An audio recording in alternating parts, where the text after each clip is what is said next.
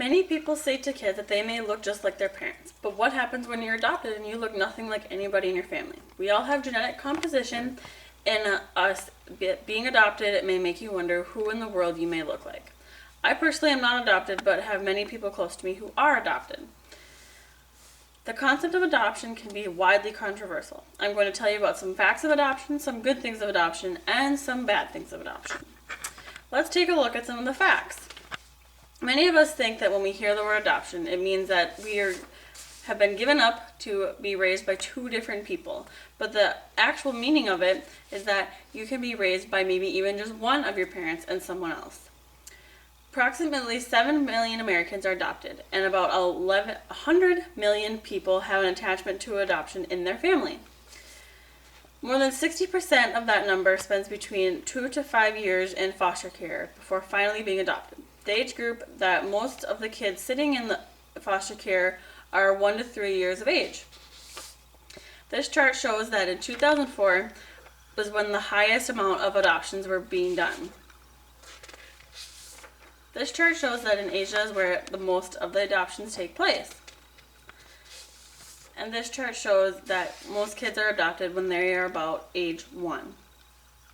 More often than not, people do not adopt children of another race.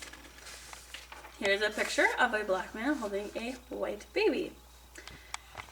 By not adopting out of your race, you can cause some hard feelings with kids of those races. But many great things can come out of an adoption. Of course, the most obvious one would be the happiness that it can bring to the child.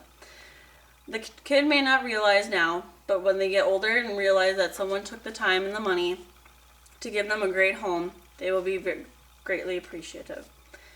Parents doing the adopting are also going to have great happiness because they may not be able to have children, or maybe they are a same-sex couple and they cannot have children together. Adopting is a great way to fill that hole in that life of the people who are unable to have their own kids. Some people may be too young and are not, or maybe not ready, and maybe even unstable to have a child, and that is why many of them put them up for adoption. And this in time helps their lives, the baby's lives, and the adopter's life. There are many pros for adoption, but there of course are cons as well. Many things can go wrong in adoption.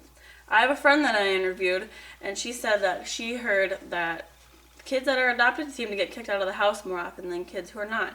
She says that she's been kicked out of the house many times, so she feels that this is true. With things like that taking over people's thoughts, some kids could feel like they are not welcome, or that they do not belong to that family or don't fit in. One bad thing also that I've experienced is maybe a genetic disease, or maybe it's not genetic, but it might be something totally random that a kid that is adopted could get. I had a cousin who was adopted, and he had cancer, and they had to do some digging into his biological family's backgrounds to see if there was a genetic reason for the cancer.